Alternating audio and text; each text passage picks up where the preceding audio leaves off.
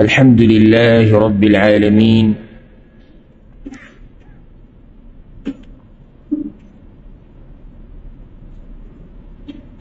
والصلاة والسلام على أشرف الأنبياء والمرسلين نبينا محمد وعلى آله وصحبه أجمعين. أما بعد، بالله رب العزت بتوفيق سرا من مسائل بين ولد منزه بكتاب عمدة الأحكامنا وباقي کی مسئلہ شروع شوه د سفر د منزه.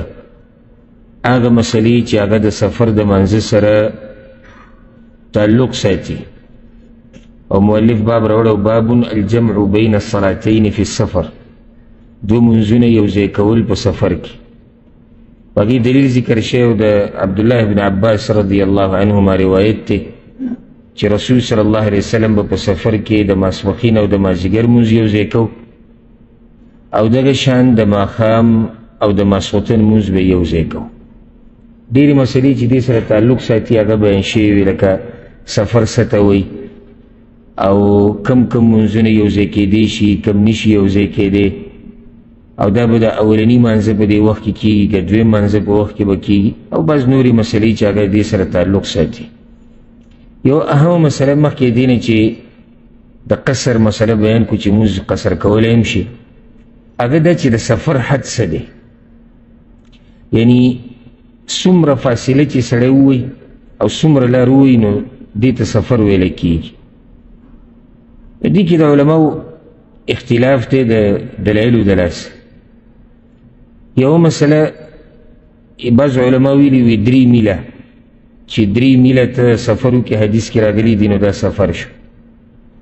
او چا ویلی دی 3 فرسخه، حدیث کې 3 فراسخ هم راغلی دی، او یو فرسخ 3 میله نو دا 9 میله شو. نو 3 میله او 9 میله، 9 میله نه بیا تقریبا 30 کیلومتره جوړیږي. چا دا ویلی چې سفر د ورځې او د شپې، یعنی داسې سفر چې ته روان یې یو ورځ یو شپه پکې تېره شي. چا ویلي چې 3 ورځو سفر یي، چا ویلي دي وي 14 فرسخه او فرسخ 3 میله، نو ټول چې حساب کړي نو 48 میله شو. 48 میلو نه تقریبا 88 کیلومتره جوړیږي یا 15 کیلومتره. او هر یو خپل دلیل پیش کوي چې رسول صلی الله علیه وسلم حدیث کې راځي رسول صلی الله علیه وسلم 3 فرسخه وته نو هغه سپرانه مونځ کو. دغه شان رسول صلی الله علیه وسلم 48 میله سفر کړو نو هغه سپرانه مونځ کو. او دې حدیثونو کې چې سړی سوچ وکړي نو دې کې یو کوم تحدید نه دی راغلی چې رسول صلی الله علیه وسلم ځکه سفرانه مونځ کو ځکه چې دومره سفر یې کړو، خو صرف صحابي دومره وایي چې رسول صلی الله علیه وسلم دومره سفر کړو او سفرانه مونځ یې وکړو. نو دې کې خو دا مسله نشته چې یاره لازم به دومره سفر کوي نو بیا به سفرانه مونځ کوي. لکه دې داسې مثال دی چې ته دا ووایي چې یو سړی د کور نه وتی او هغه 4 ګنټې سفر کړی او بیا یې سفرانه مونځ وکړو، نو د دې خو دا مطلب نه شو چې 4 ګنټې لازم دي، خو ته یو خبر ورکوې چې داسې شي و که نه کېږي پرېږده بیا وشو. اول نه یې ګورئ. نو دا صرف یو خبر ورکول دي. دې کې تحقیقي قول دا دی، زموږ په خپل ځان زړه مطمئن دی دلایلو په رڼا کې، هغه دا چې سفر ورته ویلی کېږي دغه زمانې مطابق په دې کې ته د سفر په رخصتونو عمل کولی شي. لکه غټو غټو علماو د امت او غټو امامانو دا قول غوره کړی دی. د هغې یو څو وجې دي. یو وجه وی الله قرآن کې وایي اذا ضربتم فی الارض، کله چې تاسو سفر وکوئ په ځمکه کې. الله رب العزت موږ ته دغه سفر حد نه دی ښوولی چې هغه څومره دی، دا سفر څه ته وایي. دویمه دا مسله که چېرته په میلونو او کیلومترو پورې تعلق ساتي نو بیا پیغمبر له پکار و چې دا موږ ته بیان کړی وی. ښه واضحه خبره موږ ته کړی وی چې دومره سفر وکړي نو دا به سفر وي، او چې دومره نه وي دا به نه وي. خو هغه دې څه نه دي ویلي. صرف صحابه کرامو موږ ته دا خبره نقل کړې ده چې رسول صلی الله علیه وسلم په 3 فراسخو کې قصر مونځ کړی دی. بعض وایي 48 میله کې کړی دی، بعض وایي چې دې نه کم او زیات. خو داسې خو نه دي ویلي چې پیغمبر ویلي چې دومره وځئ نو دا سفر دی. نو یو دا. دویمه که چېرته موږ دا په ورځ سره شمارو چېرې یو ورځ سفري نو دا به سفرانۍ 3 ورځې دا به سفرانۍ نو بیا دا برابریږي نه ځکه چې ټولې سورلۍ یو شان نه دي د چا سورلۍ تیزه ده چا رو هغه وخت زمانې ته که ورشي څوک په اوښ باندې سفر کوي څوک په اس باندې سفر کوي څوک په خر باندې سفر کوي نو اوس د اس سفر د ورځې او د شپې او د اوښ سفر د ورځې او د شپې په دې کې فرق راځي نو موږ دا یعنی برابرولی نه شو د دې د حساب چې دا څومره دي نو راجح قول دی کې دا دی والله اعلم چې هغه زمانه کې ورته خلک سفر وایي هغه به سفر لکه اوس مثال کې د دې مثال به ورکړو چې ښه پې پوه شو لکه اوس یو سړی ایرپورټ ته ځي ایرپورټ ښه کافي لرې دی ځي نه 100 کیلومتره کې دا خو دې ته څوک سفر نه وایي چېرې دا زه بس روان یم په سفر باندې او غاړې میلاو کړم سفر هغه ته وایي چې ته پې وځې او خلک تا ته دعاګانې وکړي چې الله دې په خیر ورسوه او تا سره غاړې میلاو کړو زه بیا به ملاقات کړو هغه زمانه کې ورته خلک سفر وایي نو دا به سفري بغیر د حد نه چېرې دا به 100 کیلومتره او 100 باندې خو بیا دلته یو مسله زړه ته راځي هغه دا چې ډېر عوام هغوی بیا هم دا تپوس کوي موږ ته اندازه نه لګي چې دا به سفري او که نه وي خلک ورته سفر وایي او که نه وي نو بیا د جمهور العلما د اکثرو علماو فتوا هغه د 48 میله باندې ده او هغه تقریبا 15 کیلومتره یا 8 کیلومتره جوړي نو که چېرته یو سړی په دې مسله نه وي پوه یو خو پوه دی چې پوه دی د هغه دپاره موږ دقه وایو چې د سفر داسې څه حد نشتی قرآن او حدیث کې خو الله ویلي چې کله تاسو په سفر وځئ نو چې زمانې والا ورته سفر وایي بس دا سفر دی لکه اوس ته به خپل ملک یو ځي ته روان یې اراده دې د یو ځي ته ځي ته وګوره چې دې ځي ته تګ خلک سفر ګڼي که نه ګڼي که سفر یې ګڼي بیا د سفر چې کوم رخصتونه یې په هغې باندې عمل کوه او که د دغه زمانې خلک یې سفر نه ګڼي نو بیا ته ورته سفر مه وایه زمانې دا قید به ورسره لازم لګوي لکه اوس د رسول صلی الله علیه وسلم زمانې له لاړ شه هغه زمانه کې د یعنی د مسجد نبوي نه چې ته قبا ته ځې یا ته احد غر له ځې یا ته دې نه لږ اخوا ځې دا غټ مشقت به دی به ټیم غوښتو ښه نن چې ته دغه علاقو ته ځې هغه په 100 منټه کې ته رسي نو د هغه زماني خلکو ته به ګورې که زموږ دې دور کې هم ته مشرانو له لاړ شي شاته چې هغوی سره وسایل نه و یو ځي ته تګ به هغوی ته ګران و هغه به سفر ګڼلی کېدو زموږ په زمانه کې هغې ته څوک سفر نه و لکه چې وسایل ډېر شو ته زما په دې مسله ورسېدې که نه نو ته به ګورې زمانې ته او خلکو ته چې خلک ورته سفر وایي که نه وایي که سفر ورته وایي بیا دا سفر دی پې سړی زه په دې نه پوهېږم زما پې یعنې اندازه ما ته ونه لګېدې چې خلک دې ته څه وایي نو بیا که ته په یو قول باندې عمل کول غواړې نو بیا دغه حدیث کې چې کوم حساب راغلی د یو روایت مطابق 48 میله دی او تقریبا د هغې نه 15 یا 8 کیلومتره جوړېږي نو که ته چېرته ګډوډ شي په حساب کې نو بیا دغه اندازه ولګوه که 15 کیلومتره 8 کیلومتره نه ته بهر ته وځې لرې ځې نو دا به سفري او که دننه نو بیا سفر نه دی بله مسله یو سړی ورک شو کله داسې وشي لکه یو سړي نه لاره ګډه وډه شي او دی سم روان دی به مسافر حسابېږي نه دی مسافر نه حسابېږي ځکه دی د سفر په نیت نه دی دا خو د ځینې ځای ورک شوی دی چې کله درته ځای میلاو شي دی ودرېږي نو ځکه د ده دپاره د سفر دا رخصت نشته چې دی به هم قصر کوي او دی به 2 منځونه یو ځای کوي نه وجه څه ده ځکه چې دی د سفر په نیت نه دی د ده نه خو لار ورکه شوې ده او په دې باندې تقریبا د علماو اتفاق دی اوس یو بله مسله هم ډېره اهمه ده هغه دا چې دا خو د ذي حد شو چې څومره فاصله ووایي یو د زماني حد دی یعنی څومره ورځې چې ته په یو ځي کښې نو تا ته مسافر ویلی کېږي دا بله مسله ده او د دواړه مسلې ډېر په توجه سره واورئ ځکه چې دې ته هر چا ضرورت راځي هر سړی په خپل ژوند کې په سفر باندې وځي راوځي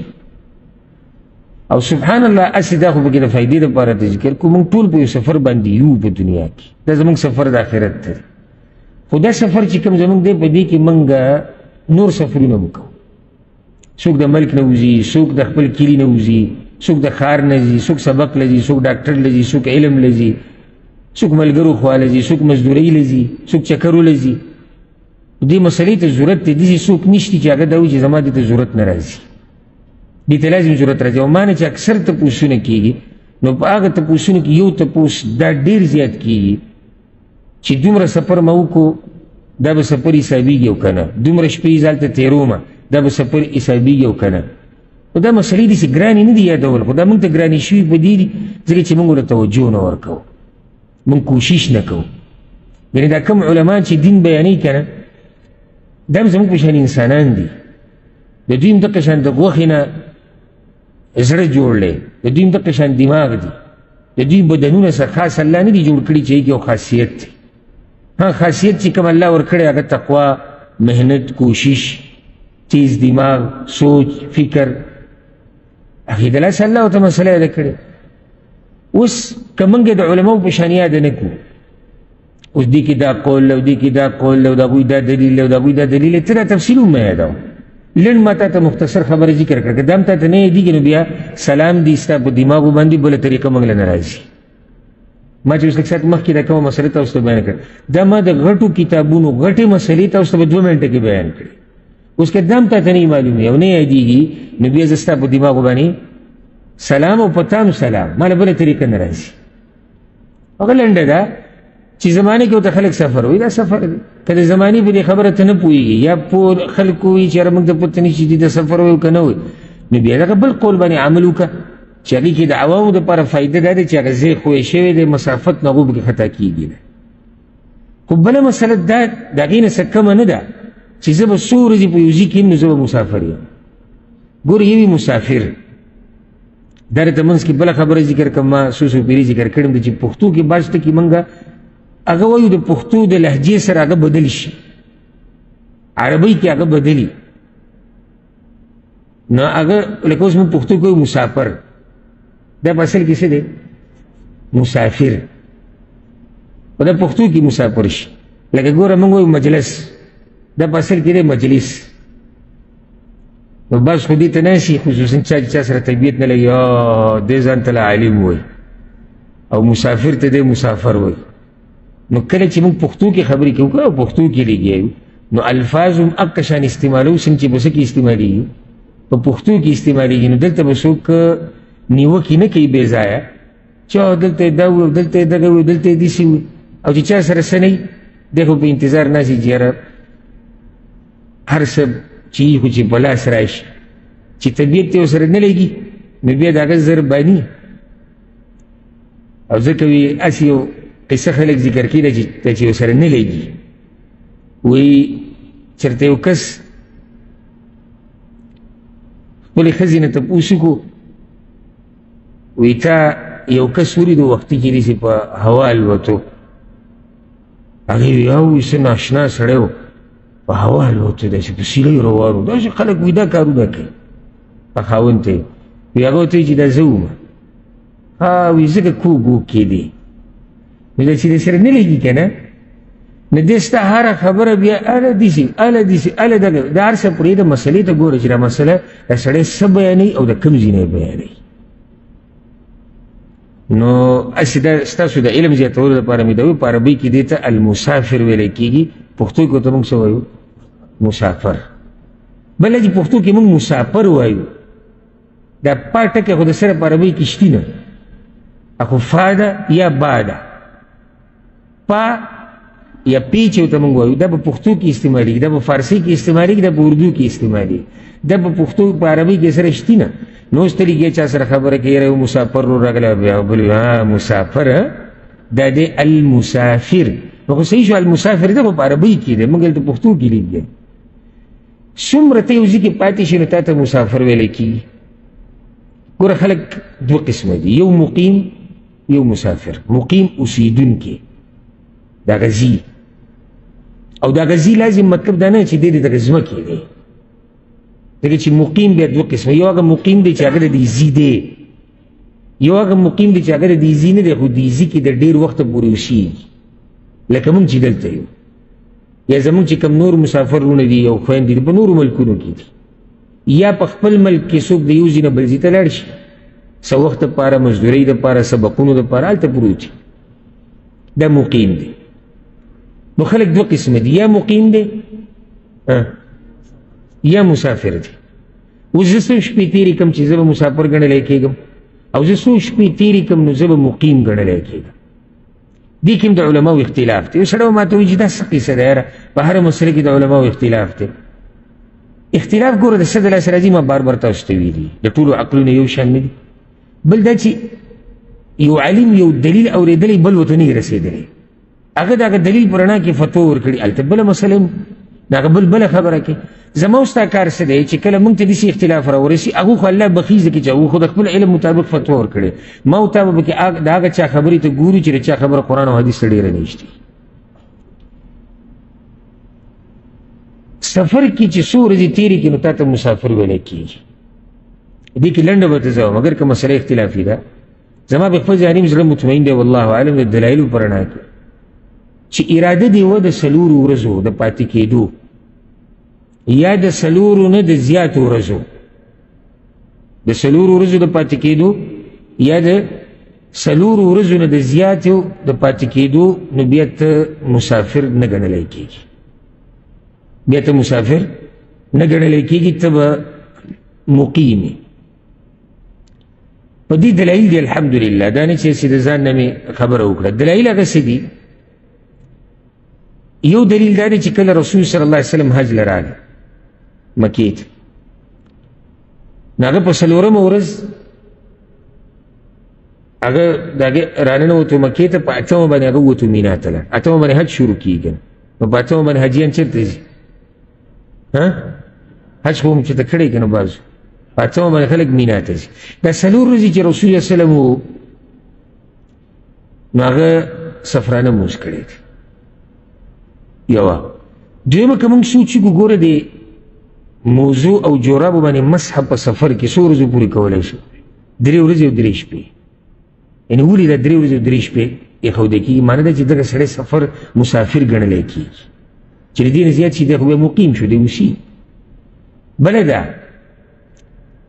حدیث کې داسې راځي، د علا ابن حضرمي رضی الله عنه روایت ته په صحیح بخاري کې دی، وی ما د رسول الله صلی الله علیه وسلم نه اورېدلي دي للمهاجر اقامة 3 بعد الصدر بمکه، چې یو مهاجر راشي مکې ته 3 ورځو پورې دی مسافر ګڼلی کېږي. عمر رضی الله عنه چې کوم خلک کوم یهودیان د حجاز نه شړلي وي، د مدینې نه شړلي وي، نو بیا هغوی له اجازت ورکوي که څوک د تجارت په نیت راځي راتلی شي، خو 3 ورځې به پاتې کېږي. دا 3 ولې؟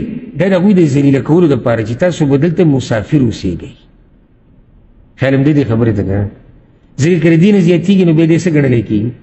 بیا مقیم ګڼلی کېږي. نو هغې ته عمر بن خطاب نه پرېږدي، عمر بن خطاب هغې ته نه پرېږدي چې دی مقیم وګڼلی شي، پرېږده چې دی ذلیلی چې ته شړلی شوی یو پیر، نو بیا مه راځه، او که راځې نو د څه دپاره به راځې؟ داسې به راننوځي چې ته مسافر یې، مقیم به نه. دې کې بله فایده دا ده چې یادول یې اسان دي، یعنی عوامو ته دا مسله اسانه شي. ګوره بعض علما وایي 15 ورځې، بعض وایي 19، بعض وایي 20، بعض پکې لا دا وایي د دې څه حد نشته، که ته 2 کاله اوسېږي، که ته ټول عمر یو ځای کې اوسېږي. دلایلو په رڼا کې دا اقوال مضبوط نه ښکاري. دلته تا ته یو سړی اشکال پیش کولی شي، ځکه ته زم د علماو خواله ځي چې په مسلو پوه شي. رسول صلی الله علیه وسلم په تبوک کې د فتح مکې په موقع باندې 19 ورځې 20 ورځې تېرې کړي دي، او هغه مونځ ټول سفرانه کړی دی. نو څنګه ته موږ ته دا وې چې د 4 ورځو د اوسېدو اراده دي یا د 4 نه زیاته اراده دي، نو بیا سفرانه مونځ مه کوه. او پیغمبر صلی الله علیه وسلم خو 19 ورځې پاتې شوی دی، 20 ورځې پاتې شوی دی، هغه سفرانه مونځ کړی. که بعض صحابه کرام مبارک راځي میاشتې تېره کړې ده، بعضو 6 میاشتې تېرې کړي دي او سفرانه مونځ یې کړی. نو څنګه ته موږ ته دا وې؟ نو جواب د هغې دا دی، ګوره یو هغه سړی دی چې هغه ته معلوم دي چې زه به 4 ورځې تېروم، موږ د ده مسله ذکر کوو، یا زه به 8 ورځې تېروم، زه 10 تېروم، زه 20 تېروم، زه 2 کال لازم، زه کال لازم، دته خپل مدت معلوم دی. یو هغه سړی دی چې هغه سبا بل سبا کوي، سبا بل سبا والا که 10 ورځې که 20 تېرې کړي هم دی مسافر دی. ورسېدی که نه؟ نو تبوک ته چې رسول الله وسلم تللی و نو مدت معلوم و، هغه دشمن ته په انتظار کې و که نه، نو هغه سبازو او سبازو، سبازو او سبازو، پای کې ورځې دومره تېرې شو. فتح مکې مقیم دغه خبره ده. دا کوم صحابه کرام چې د بهر ملکونو ته تللي دي، اذربایجان یا نورو ملکونو ته، بعضو میاشت تېره کړې، بعضو 6 میاشتې تېره کړې، هغوی اکثر جهاد له تللي دي. نو هغوی ته نه وه معلومه چې موږ کله واپس کېږو. په سبا سبا کې هغوی میاشت تېره کړه، په سبا سبا کې 2 میاشتې تېرې کړې، دی مسافر ګڼلی کېږي، ځکه چې د نیت د خاصو ورځو نه دی کړی. اوس به کې شي اشکال شته؟ هیڅ اشکال نشته. حتی چې سعودي ته راشي نو ستا خو دا اراده نه دی چې زه به سبا بل سبا کې واپس کېږم، بلکې اکثر خو چې راځي هغه کال 2 کال دا خو ذهن ته هغه اچولي، او بعض یاران هغه پکې راته وایي چې واده دې نه کړی نو په اول پیر کې به څو تېری 15 کاله کېدای شي اختلاف پکې د اقوالو، خو یو قول 15 کاله دی. نو 15 کاله به دې سپرانه منځونه کوي، 15 کاله به دې 2 منځونه یو ځای کوي او قصر به کوي. نه داسې نه ده. چې یو ځای ته ورغلی لکه اوس یو سړی دی ورغی لاړ جدې ته، لاړ مکې ته، لاړ مدینې ته، لاړ بل ښار ته، یا په ملک کې لاړ بل ښار ته، او هغه مسافت ته سفر دی او دی وایي زما بس یو ټک کار دی او سبا ځم. هغه ټک ټک کې خبره چې 6 ورځو ته ورسېده نو دی به مسافر ګڼلی کېږي که نه؟ مسافر. زه ځم 4 ورځو له، زه ځم 5 ورځو له، زه ځم 8 ورځو له، زه ځم 10 ورځو له، زه میاشتې له ځم، زه کال له ځم. د ده مدت معلوم دی. نو چې معلوم دی نو دی به هلته بیا څنګه چې مقیم مونځ کوي دقه شان به دی مونځ کوي. پوه نه شوې بېګسې درس په آخره کې کېدای شي زه یو کس ته ویم چې ته مې پوه وکړه، که هغه هر چا ته ما ووایي چې ته ما په دې مسله پوه کړه، زه داسې په سفر روان یم دا به څه کېږي. د هغې نه بعد باب راوړی دی باب قصر الصلاة فی السفر. باب دی په بیان د دې مسله کې چې سفر کې به مونځ قصر کړي. مخکې مسله څه ذکر شوه چې سفر کې 2 مونځونه یو ځای کولی شي، اوس تا ته څه وایي مونځ به قصر کړي. او دا ټول د الله رحمتونه دي. تیر شوي درس کې ما خبره ذکر کړې ده، بیا هغه تفصیل نه ذکر کوم. دا د الله رخصتونه دي، دا د الله نعمتونه دي، دا د الله رحمتونه دي چې په موږ یې کړي دي. نو د ځان نه به ډېر تقوادار نه جوړې چې د الله د رخصتونو او د رحمتونو او د نعمتونو په مخ کې سینه ټپې چې نه زه خو د دې نه زیات کولی شي. الله ته زموږ حقیقت دومره معلوم دی چې دومره موږ ته نه دی معلوم.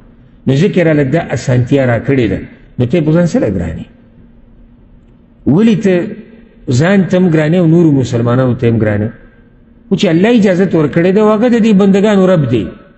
نو چې رب د بندګانو اجازت ورکوي نو ما او تاسو کیو چې راځو په دې بندګانو باندې خبر راتنګ کوو، او چې قیامت په ورځ الله باندې تپوس وکړي چې پلانیه ما خو د خپلو بندګانو له اجازت ورکړی چې تاسو سپرانه مونځ کولی شئ، تاسو 2 مونځونه یو ځای کولی شئ، تاسو مسح کولی شئ. او تا ورته کله وي چې په مذهب کې نشته، او کله دی ورته وایي مولیان یې نه کوي، او کله دی ورته وایي زموږ خلک یې نه کوي، او کله څه ولې د دې ولې به زه څه جواب ورکړم؟ ګوره ما معمولي جرم ونه کړو، د الله رحمت مې د خلکو نه بند کړو، د الله یو رخصت هغه مې څه کړو، هغه مې بند. نو دا یو رخصت دی چې ته په سفر کې مونځ قصر کوه. دلیل یې راوړی دی یو عبدالله بن عمر رضی الله عنهما روایت دی په صحیح بخاري صحیح مسلم کې دی، صحبت رسول الله صلی الله علیه وسلم، ما وی د رسول صلی الله علیه وسلم سره ډېر وخت تېر کړی دی عبدالله بن عمر. فکان لا یزید فی السفر علی رکعتین، نو هغه به په سفر کې د 2 رکعاتو نه مونځ نه زیاته و. د چا مبارک و؟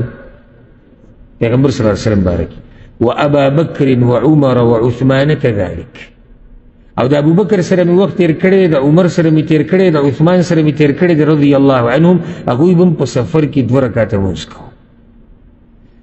د صحیح بخاري صحیح مسلم کې دی. اوس که څوک وایي چې پښتانه دې باب کې څه وایي، یا پاکستان کې خلک څه وایي، یا افغانستان کې، نو د هغې سره زما کار نشته، هغه به ته معلوم کړي چې هغوی څه وایي. ما درته دا ووایي چې دا صحابي وایي چې ما د پیغمبر سره وخت تېر کړی، د هغه طریقه دا وه، ابوبکر طریقه دا وه، د عمر دا وه، د عثمان دا وه. پیغمبر یې ذکر کړی دی چې هغه په انسانانو کې بلکې د انسانانو سردار دی، بلکې د انبیاو سردار دی. دی پسې هغه 3 غټ انسانان ذکر کړي دي چې هغه به پیغمبرانو پسې ګوره خلک دي. اوس ما ته د دوی طریقه معلومه ده، نوره اخوا که ته د چا طریقه معلومه یې هغه ستا کار دی. بیا د دې حدیث یو وجه ده، دلته خو مؤلف دا حدیث مختصر راوړو، پوره قصه را نه وړه، زه درته قصه ذکر کوم، نوره فایده به ترې وایي. قصه داسې ده چې عبدالله بن عمر یو پیر په سفر باندې وته او د مکې او د مدینې په منځ کې و. نو څه خلک یې ولیدو، وی رأى اناسا فی السفر یسبحون، څه خلک یې ولیدو هغوی سنت مونځ کوو. فرض مونځ یې ختم کو، بیا څه شروع کو؟ سنت. نو هغه ولید اوس عجیبه دا چې فرض مونځ یې قصر وکړو پسې سنت کې سبحان الله ګوره دا صحیح دین د صحیح عقل سره برابري هغه چې ورته وکتو دې خلکو ته ووایي لو كنت مسبحا لاتممت صلاتي کما پسې سنت کولی نو دا فرض مې ولې نه پوره کولی کما پسې سنت کولی نو فرض مې ولې نه پوره کول بیا یې دا خبره وکړه دا کومه چې د حدیث کې ذکر دی چې ما خو د پیغمبر سره وخت تېر کړی خو سنت نه دي کړی دلته به بله مسله راغله مونځ خو به قصر کې خو سنت طریقه دا ده چې ته به په سفر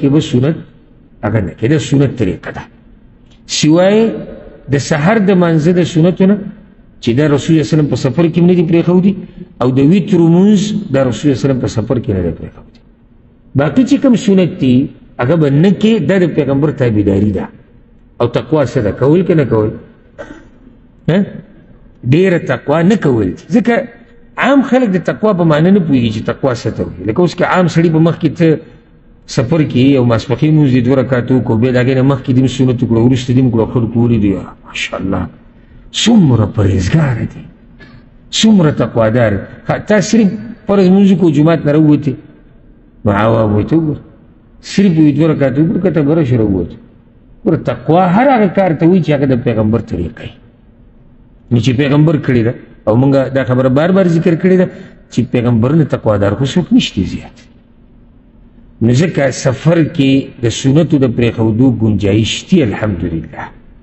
وجه څه دی سړی وایي چې ولې نو دا ستا دا سوال عجیبه دی ولې سفر نه دی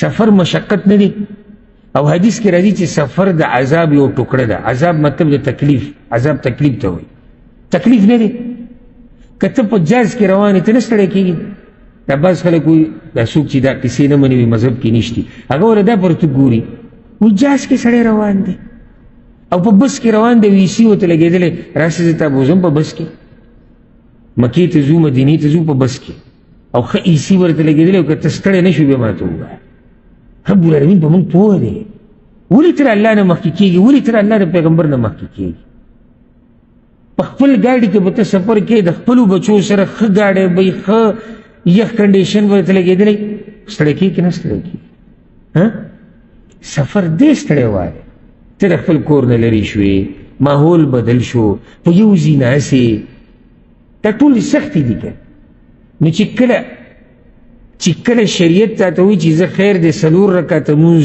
2 وکړه د دې دپاره چې تا ته اسانه شي نو خیر دله اسانتیا درکړه وایي زه خیر دی سنت ورسره مه کوه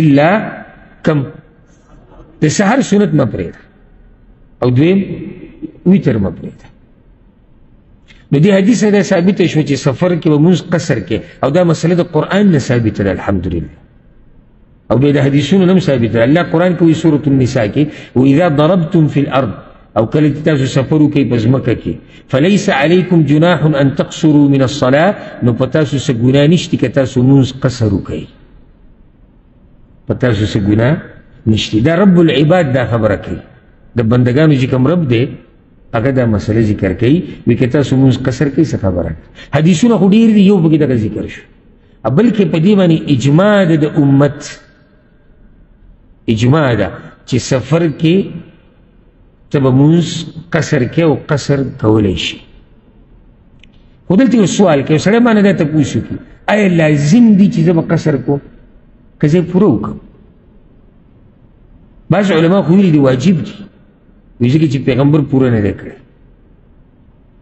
او حدیث کې داسې راځي عایشه رضی الله عنها وایي صحیح بخاري صحیح مسلم کې حدیث دی وایي فرضت الصلاة رکعتین فی الحضر والسفر اوله کې چې رامونځ پوره شو که نه نو ټول مونځونه 2 رکعات کاغه سفر او کاغه حضر نو بیا رب العزت داسې کار وکړو چې د سفر دی دقه شان پرېښو او د حضر هغه یې پسې څه کړو سیوا کړو نو هغه علما وایي قصر مونځ کول لازم دي ولې وایي ځکه چې اصل دقه دی موږ کم کړی نه دی موږ اصل کې څه چل کړی دی په حضر کې زیات کړی دی یعنی ټول مونځ په اصل کې 2 رکعاته دی خو چې کله موږ خپل ځای کې یو رب العزت هلته موږ ته دا حکم وروسته رالیږلی چې دا تاسو زیات کړئ نو په سفر کې به ته په هغه زوړ حال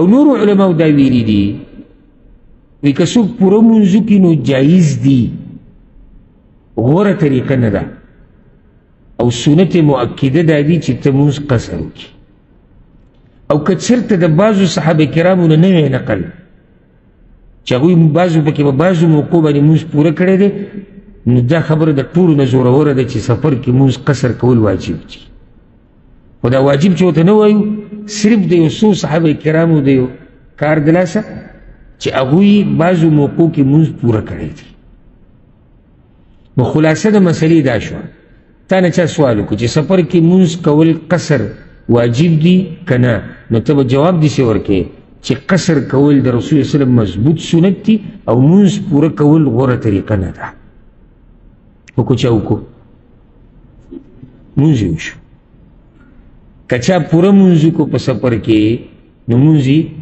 وشو په غوره طریقه ته هغه ته پاتې شو بله مسله په دې باندې اجماع ده د امت ښه اجماع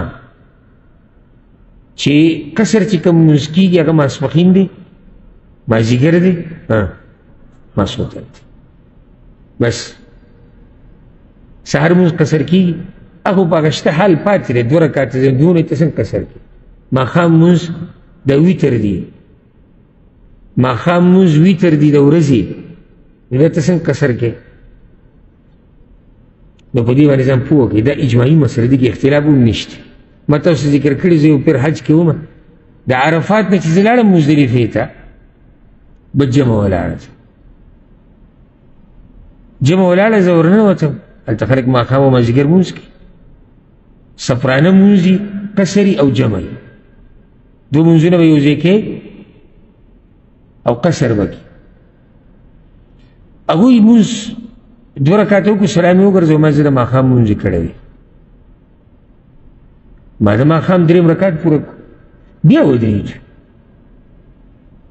چې مونځ یې وکړو نو ما ورته ویل تاسو دا مونځ کوم یې وکړو وی هغه اولنی مونږ ماښام کړو دا مونږ ماسخوتن ماښام یې قصر وکړو ماښام مونځ یې قصر کړو 2 رکعته یې کړو او ماسخوتن یې قصر کړو 2 رکعته نو دا مسله تاسو چا ویلي وي دا مونځ د سپرانه نه نو ما سپرانه دی خو قصر ماښام کې کېږي تاسو حج ته راغلي په دې مسله ځان نه پوه کړو نو ما ورته ویل دا مونځ تاسو پوره ونه شو ځکه چې ماښام مونځ کې قصر دا نشته بله مسله یاده کړه یو سړی په سفر باندې وځي او موږ هغه خبره باندې عمل وکړو چیرې په زمانه کې ورته خلک سفر وایي نو هغه سفر دی د کوم زینت دی د سفر په رخصتونو عمل کولی شي احتیاط دا دی چې کله ته د کورونو نه جدا شي د عراقي چې کوم کورونه او آبادیانې دي د دې نه ووتې نو بیا ته د سفر په رخصتونو عمل کولی شي دې کې احتیاط ښه بله مسله ډېرې اهمې مسلې ته نن زه ذکر کوم ښه او دا مسلې چې څوک یې غواړي زده کول هغه ته یې ښایو د الله په توفیق سره او ښه بار بار بار بار او که په پیسو یې راته ووایې که نه نو دا دومره قیمتي مسلې دي چې دنیا و ما فیها دنیا او دنیا کې چې سړي دره څوک د دې په بدل کې راکوي دې قیمت به ادا نه کړي دا هغه مسلې دي چې په دې باندې الله رب العزت موږ ته دنیا هم روښانه کوي او آخرت راته به انشاءالله روښانه کوي دا هغه مسلې دي چې دا دې زده کړي نو ژوند به په رڼا کې تېر کړي هر ځای کې به راته اسانتیا وي عبادت کې به د اطمینان وي سکون وي چې او زه چې را کوم کار کومه دا څه دی زه چې کوم کار کوم دا صحیح دی دا غلط نه دی کور دا ډېره اهمه مسله ده هغه مسله دا ده چې یو سړی دی هغه په سفر باندې ووت او یو جومات ته دی ورننوتو هغه جومات کې امام مقیم دی پوه شوې په صورت جومات ته ننوتې او امام څه دی مقیم دی شاته مقتدي څه دی مسافر دی دی به مونځ پوره کوي که نه دی به سفرانه مونځ کوي نو دې کې تحقیقي قول دا دی د دلایلو په رڼا کې چې دی به مونځ پوره کوي، دا مسافر به مونځ څه کوي؟ پوره کوي. دلته بعض خلک یو بله خبره ذکر کوي، وایي زه چې ورننوتم نو هغه د ماسخوتن 2 رکعته کړي و 2 پاتې وي، نو خو زه به ورسره په دې 2 کې شریک شم، خپل 2 به وکړم او د امام تابعداري مو شو، هغه سلام وګرځو ما ورسره سلام وګرځو. موږ نه، د امام تابعداري خدا نه ده، تا خو پوره تابعداري ونه کړه. حدیث کې راځي انما جعل الامام لیتم به، امام د دې لپاره دی چې ته به تابعداري کوې، او تابعداري د امام دا ده چې هغه مونځ پوره کوي نو ته به پوره کوي، چې امام مونځ پوره کوي نو ته به پوره کوې. که دا مونځ تا د اول سر نه راګیر کړی دی او که دا مونځ تا په منځ کې راګیر کړی دی او که په آخري سر کې دی راګیر کو، خو ته به مونځ پوره کوي. په دې خو یو دغه دلیل دی چې امام تابعداري به کوي. یو بل ډېر مزیدار دلیل پې دی، په صحیح مسلم کې هم دا روایت شته، امام احمد هم راوړی دی.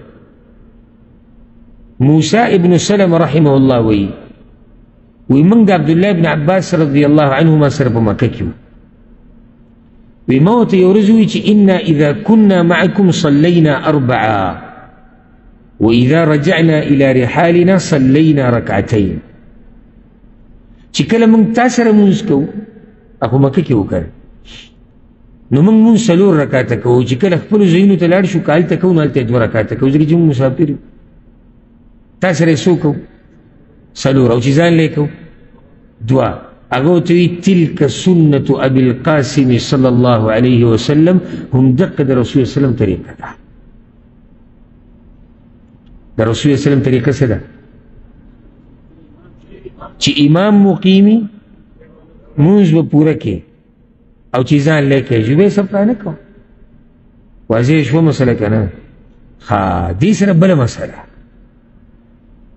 که مقیم په مسافر پسې مونځ کوي نو بیا به څه کوي؟ ځکه چې وي تا خو حدیث وي چې انما جعل الامام لیتم به، امام د څه دپاره دی؟ تابعداري دپاره. نو دلته ته دا وایم چې حدیثونه به د خپل ذهن مطابق نه پټ کې را پټ کې. ته یو علاقه کې اوسېږي مقیمې، جومات ته رالې او څه خلک به دغه لاره تېرېدو، هغوی خپل مونځ شروع کړی دی، سپرانه ته ورسره ودرېدې، ته هم سپرانه مونځ وکړو، چا درنه تپوس وکړو ولې؟ وایي د امام تابعداري به نه کوې. دا حدیث دلته نه پټ کېږي، سړی وایي چې ولې نه پټ کېږي؟ د امام تابعداري ونه شو. ګوره تا ته چې ما په تېر شوي صورت کې وایي چې د امام تابعداري به کوې، نو هغه کېدی شوه، دلته نه شي کېدی. وجه دا ده چې ته مقیمې، مانع دی په منځ کې، دیوال دی. ستا دا اقامت په دیزي کې، اقامت اوسېدو ته یوازې دغه اقامه نه ده کومه چې دلته وي. وایي چېرته بنګالي ته وایي چېرته جوازات وغیره راغلي دا کوم چې د اداره ده د اقامو دې ذمهوار دی. ماسپښین منځي ټیم ما دې تپوس کړی دی، دغه ما ته پته عربي دوی د دې اکثر د دې اجنبیانو سره وایي په دې ځکه چې هغوی په دغې پوهېږي. نو هغه ورته وایي کوم باږي اقامه، لکه اقامت ته څو ټایم پاتې دی. اقامت د اقامت هغه د جومات ته تښتېدلی وي، دلته کې د اقامې ته وشي، هغه اقامه به چې ته ختمه وایي کې ټایم ختم. چې ستا د اقامت اراده، اقامت معنی د اوسېدو، او دې کارت هم اقامه په دې وایي چې دا چا سره وي نو هغه د ملک کې اوسېدی شي. تا اقامت کړی دی هلته، او دا دیوال دی اوس د قصر او ستا په منځ کې، نو ته سفرانه مونځ کولی شي؟ نشي کولی. نو څه به کې؟ ته به خپل مونځ پوره کړي. دا حدیثونو کې ثابت دي، او د عبدالله بن عمر د عمر رضی الله عنه هم ثابت دي. امام عبدالرزاق یو اثر راوړی دی چې عمر رضی الله عنه یو پیر مکه کې ماسپښین مونځ وکړو، بیا 2 رکعته یې وکړو، سلام یې وګرځاوه، ولې؟ ځکه چې خو سفر کې، او دې خلکو ته یې ووایي اتموا صلاتکم یا اهل مکه، ای مکې والو خپل مونځ څه کوئ؟ پوره کوئ، موږ په سفر یو. تاسو خپل مونځ پوره کوئ، موږ په سفر یو. نو ګډوډ کېږه مه، یو نیم سړی سم ګډوډ شي، هلکه وایي مولوي صاحب خو سلام وګرځوه، ویې ګرځوه، هغه به مسافر وي. ته خپل مونځ څه کوه؟ پوره کا. ته به لازم پوره کې، ځکه چې ته اقامت دې کړی، تا ته مقیم ویلی کېږي. په دې مسله ورسېدی که نه؟ اخر د نشست په اخره کې به زه د ملګرو نه تپوسونه کوم چې پته ولګي چې موږ څومره دا مسلې زده کړي. یو بله مسله، کله داسې وشي سړی لکه دا جومات د لارې جومات دی، خو چې ته ورننوتې د مانځه اخرنۍ برخه ده او پته نه لګي چې دا امام مقیم دی او که مسافر دی. داسې نشي کېدی. لکه اوس داسې کېدی شي بعض جوماتونه د لارې داسې چې د هغې خپل پوخ امام نه وي، بعض جوماتونه داسې چې د هغې امام وي، هغه ته تنخواه ورکړی کېږي، هغه هلته امامتي کوي. ته ورننوتې په آخري رکعت کې، اوس ته شکي شوې چېرې دا سړی مقیم دی او که دا مسافر دی. هسې دلته ته یو خبره ذکر کړم چې د دین قدر د سره پیدا شي او تاسو قدرمن خلک یې د دین قدر د سره شتي، خو چې ښه ډېر شي. د بعضو خلکو دا مطلب دی چې کله ورته ته ووایې که نه علم کول، دین زده کول، د ده مطلب دی چې دا دین زده کول په تبلیغ کې 3 ورځو ګرځېدو ته وایي. یعنې زه به ګش وکړم بس امیر صاحب به راته خلک وایي، یا زیات نه زیات ترجمه به ووایو، او چې ترجمه زموږ په علاقه کې څوک ووایي که نه، نو د هغه بیا چې کوم بغیر د مولوي صاحب نه خو هغه ته څوک څه وایي نو. او چې قرآن ورسره یاد کړي نو بیا زموږ خلک وایي دا غټ کې به دا الف سم را کاږي، دا یو غټ عالم دی. څومره غټ عالم دی وایي دې ته قرآن ټول زباني یاد دی.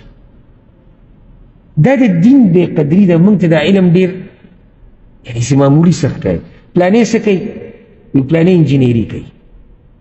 زه درته په الله قسم خورم، په الله او د الله په کور کې ناست یم. ما دا دواړه سبقونه الحمدلله ویلي، ما دنیوي مې ویلی، دیني مې ویلی. د دنیوي سبق د دیني علم په مخ کې هېڅ هم نه دی. یو څو مسلې دي پخې مضبوطې واضحه په کتابونو کې لیکلی شوي دي، هغه یادول غواړي بس. او بیا د هرې مرحلې خپلې مسلې دي. یعنې ته چې تعلیم کې که نه د هر کال خپلې مسلې دي. دا شاته که د نه هېر هم شي څه پروا نه کوي، خو چې آخره کې تا ته سرټیفیکیټ میلاو شي چې ته دا کار کړی. هر چې علم دی دا قرآن په سینه کې ساتل، دا په زرګاو حدیثونه په دماغو کې ساتل، دا فتوی، دا اختلافات د علماو، دا اختلافات د عوامو، دا فیصلې، دا تاریخ، دا سیرت، دا عقیده، دا هر څه یاد ساتل د آسان کار دی، ډېر ګران کار دی، خو بس الله یې اسانه کړي. نو دا اوس وګوره په مسله پسې مسله راځي، په مسله پسې مسله راځي، نه ختمېدونکې مسلې دي. هسې نږدې اندازه به دا ولګو. الحمدلله زه د الله په توفیق سره 14-15 کاله زما کېږي زه دا درسونه کوم. لږې مسلې بیان شوي دي او ډېرې لا پاتې دي. دا له 14-15 کاله کېږي چې زه یو کس زه خپله خبره صرف کوم.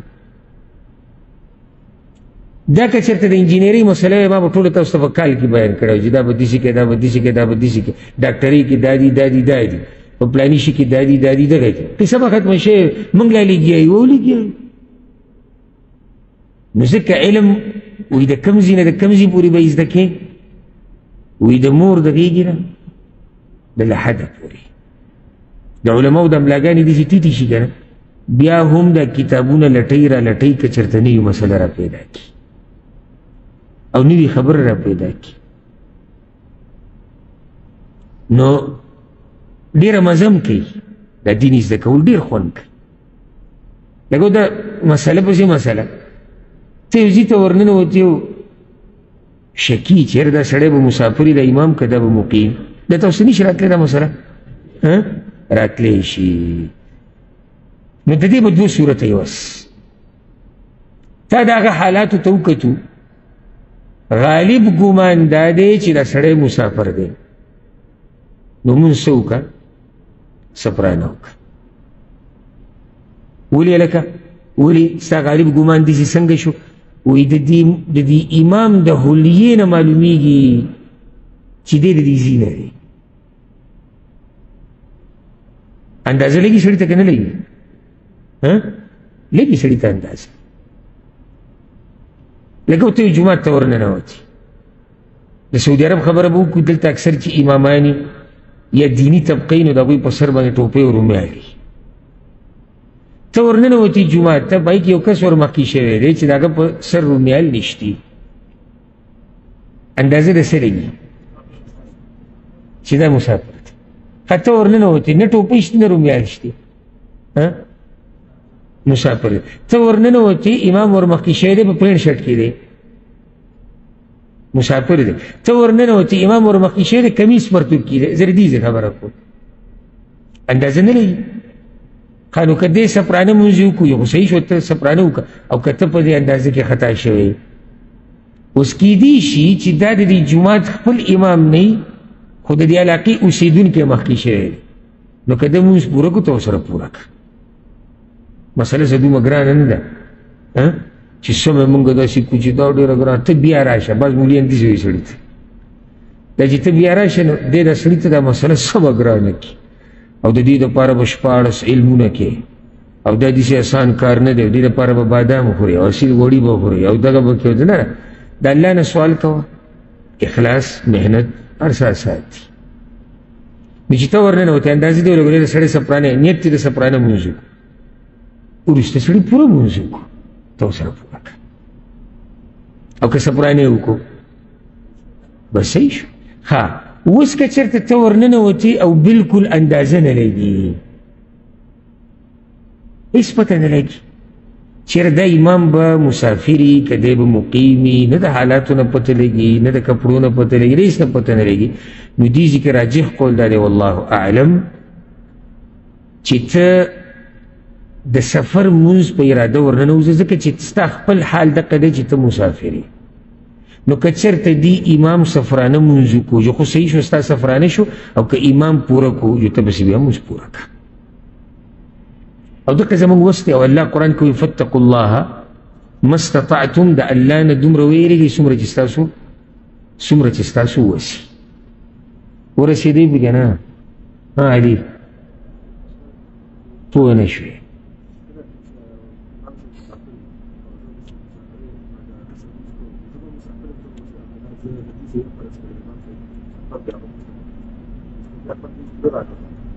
اخو مونږ وختي هغه مسله حل کړه چې امام مسافر او ته مقیمي، ته خو خپل مونځ پوره کړي، اخو مونږ ختمه کړه. مونږ دې ځکه په دې مسله کې وي چې ته ورننوتې، ته په سفر کې وي، ته ورننوتې او اندازه نه لګي چې امام مقیم دی که مسافر دی. نو که ته شکي، نو ته په دې نیت ورننوځې چې امام مسافر دی، زه به سفرانه مونځ کوم، دا ستا اصل دی، دې ته خو یې مسافر. نو که هغه سفرانه مونځ وکړو یو خو صحیح شو، ډېره ښه ده. که هغه سفرانه مونځ ونه کړو، هغه پاسې د مونځ یې پوره وکړو، نو ته څه وکړه؟ ته پوره وکړه. دکه زمونږ په وس کې ده، د دې نه اخوا زمونږ په وس کې خو نشته. او که ته د پوره مونځ په نیت ورننوتې، نو څنګه سفرانه ته بیاړې؟ بل هغه تا سره مناسب نه دی، ته په خپله مسافر یې، ته په خپله څه مسافر یې. نو چې ته مسافر یې، تا سره سفرانه مونځ مناسب دی، نو ته ورننوتې، هغه مونځ پوره وکړو، بس ته بس هم پوره کړه، او د الله رحمت پراخه دی. ښه اخرنۍ مسله به ذکر کو، دا ډېره اهمه. یو سړی دی، د هغه نه د سفر مونځ هېر شوی دی یا ترې پاتې شوی دی، او په سفر کې ورته رایاد شو، دی به دا مونځ سفرانه کوي که پوره به کوي؟ دا خو واضح ده، سفرانه به کوي. د سفر مونځ دی او رایاد شو، ته په کوم ځای کې؟ په سفر کې. یو سړی حضر کې دی، حضر یې خپل ځای کې دی، او د ده نه د حضر یو مونځ هېر شوی دی یا ترې اوده پاتې شوی دی، به دا مونځ څنګه راګرځوي؟ پوزه که پوره که سفرانه پوره. نو دا دوه صورتونه خو بلکل واضح دي، که نه دي واضح؟ که دا هم چاته واضح نه وي، نو بیا به ده ته څه خاص وظیفه وښایو چې د ده د دماغ په الله راوړي. د سفر مونځ د نه هېر شوی دی، سفر کې رعایت شو، سفرانه به یې کې. د حضر مونځ د نه هېر شوی دی، حضر کې رعایت شو، پوره به یې کې. مسله کله راځي چې د حضر مونځ تا نه هېر شوی دی او رعایت شو تا ته په سفر کې. لکه ته د کور نه ووتې ماښام، صحیح شو، جومات ته چې ته ورننوتې ماښام منزل ستا ذهن ته راغی چې ما خو مازدیګر مونځ نه دی کړی، او مازدیګر ته کوم ځای کې نه کور کې مازدیګر ته کور کې دا اوس تا ته د حضر مونځ رعایت شو په کوم ځای کې په سفر کې نو د دلایلو په رڼا کې او خصوصا دا حدیث رسول صلی الله علیه وسلم وایي من نام عن صلاه څوک چې د منځ نه اوده پاتې شو او نسیها یا ترې دا مونځ هیر شو فلیصلیها اذا ذکرها نو چې کله دته دا مونځ رعایت شي هغه شان دي وکړي څنګه چې و نو دی به دا مونځ څنګه راګرځوي پوره به یې راګرځوي په سفر کې ولې به پوره راګرځوي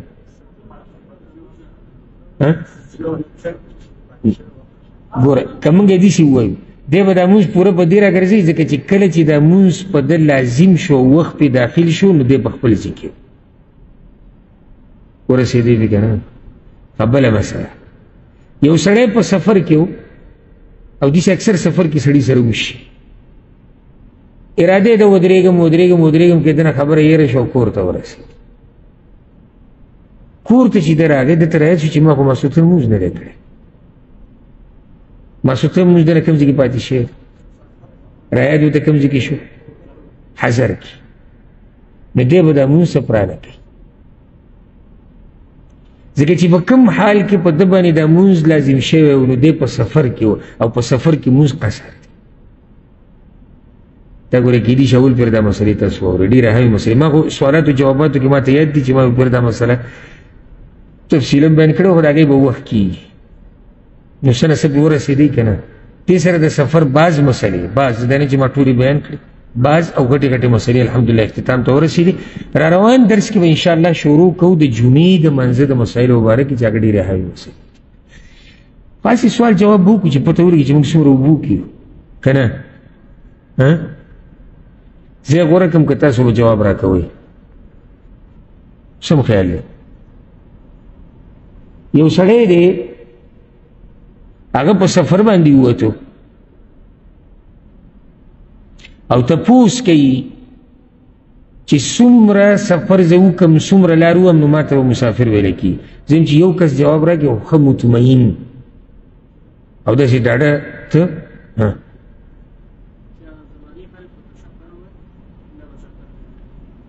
موږ وایي تحقیقي قول دا دی د دلایلو په رڼا کې چې د زمانې خلک او عرف مطابق دا سفري نو دا به سفر ګڼلی کېږي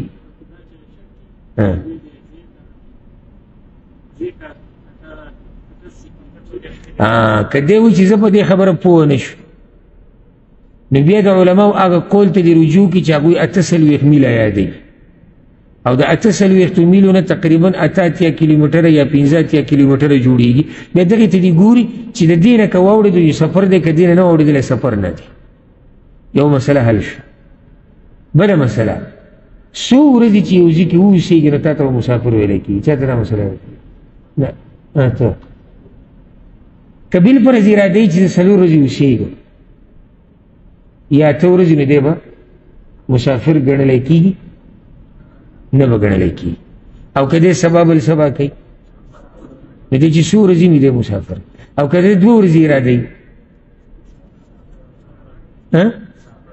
مسافر دی که مقیم دی ولې دغه چې 4 نه کم دی بله مسله حل شو ښه اوس راځو بلې مسلې له ته یو جومات ته ورننوتې او د هغې امام مسافر دی او ته مقیم یې چاله جواب ورځي پوره مونځ به کوي ولې ځکه چې ته مقیم یې ته سفرانه کولی نه شي او ته یو جومات ته ورننوته امام مسافر دی ته یو جومات ته ورننوته امام مقیم دی ته مسافر یې مونځ به پوره کوې ولې د امام تابعداري به کوې خو ته شکي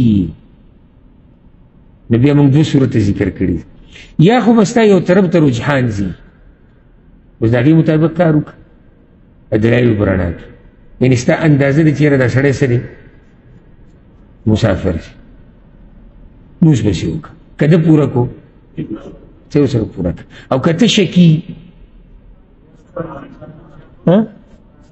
سفرانه مونځ په نیت ورننوځه که سفرانه وجو ډېره ښه ده او که مونځ پوره و ته یې ورسره پوره کړه ښه بله مسله د یو سړي نه مونځ هېر شو په سفر کې او په حضر کې ورته رایاد شو سفرانه به کوي ولې ځکه چې دا مونځ په سفر کې لازم شو د یو سړي نه مونځ هېر شوی دی په حضر کې او دته په سفر کې رعایت شو پوره به کوي. یو سړي اراده د سفر کړې ده د کم ځای نه به دی د سفر په رخصتونو عمل شروع کوي چې کله دی د آبادۍ نه ووځي چې کله دی د آبادۍ نه ووځي. سفر کې سنت مونځ کول نشته او سفر کې د سحر سنت او ویتر کول دا شته. ورسره دا ده کې دا مسله ما نه ذکر کړې عام نفلي مونځ سفر کې کولی شي. عام نفلي مونځ سړی کوي لکه یو ځای کې ته ودرېدې راشه 2 رکعته مونځ وکړو هېڅ خبره لکه رسول وسلم نه ثابت دي هغه تهجد هم کړي دي هغه د ساق مونځ هم کړی. نو کوم چې مطلق نفلي مونځ دی دا ته کولی شي دا ثابت دي. انشاءالله روان درس کې به د جمعې د مانځه مسایل ذکر کوو. الله رب العزت دې موږ پوه کړي په قرآن او په حدیث باندې. هذا والله اعلم وصلى الله وسلم على نبينا محمد.